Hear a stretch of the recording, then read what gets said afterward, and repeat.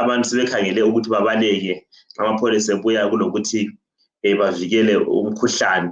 So ingozi ngiyokuthi akula muntu oselendaba lokuthi ngizaba lomkhuhlane but sesabuthi uzaboshwa amapholisa nxa ithengisa ngoba endlini akula kudla.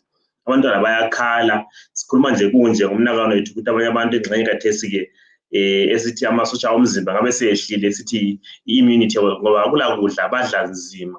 Ukuthi nxa umkhuhlane ungafika ungahle ubahlasele baye kugoqanya baye besamadada. Yikho osikhathaza kakhulu-ke ekutheni-ke kathesi ngabe kuthiwa uhulumende uyakhulumisana nenhlanganiso ezimelele abantu abazisebenzayo ezinjengezethu lezinye. Nyakenye ngo-August kusiyafika ngoDisemba besikhankasa fokaDube sisenza inhlelo zokuthi sifundise abantu ngokuzivikela kulo mkhuhlane.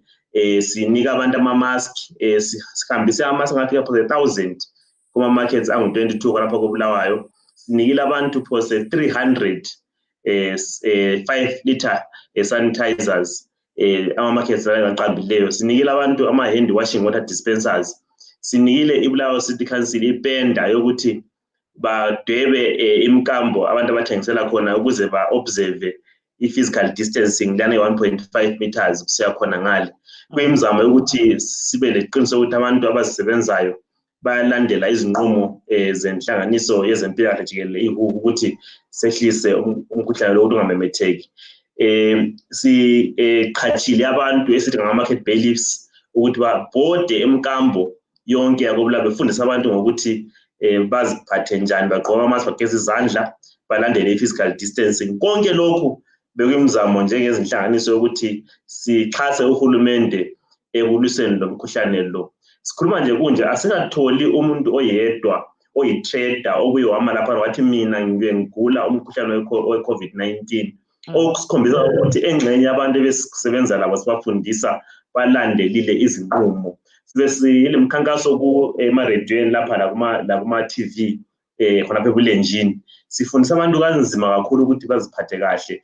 Besinaka nokuthi uhulumende ngabe uyakhangela ukuthi imkambo leyi evalekileyo ukuthi abantu bayangena egedini bayephuma ngale kube lendlela zokuthi bathengise basebenze ngoba kips kunzima kathesi njengoba ngisitsho nje abantu bayadla amaxesha lana ezitaradeni lapho akusela umuntu olandelayo i-COVID-19 protocol. Sebalekela amapholisa sethengise emile engala-mask ethalaza kuphela.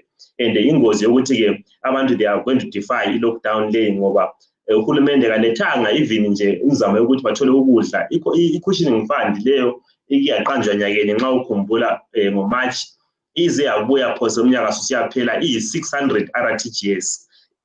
By then ibe about $5 iyimali encane kakhulu ukuthi ayidali umahluko ebantwini. So ngokunjalo sicabanga ukuthi uhulumende kabonisise ukuthi indaba ye-enforcement to COVID-19 protocols and restrictions abalance le livelihood kungabi yinto e-one-sided ngoba it's not going to be sustainable. It will defeat the purpose of trying to fight the disease nxa singazamanga ukuthi sikwenze uhambe ndawonye ukuthi abantu bazivikele emkhuhlaneni njalo futhi bathole ukudla bazaphuma betaradeni bayethengisa ngeke emthethweni bengalandeli izinqumo ezihlelwe zokuthi sivikele ukumethwa komkhuhlane.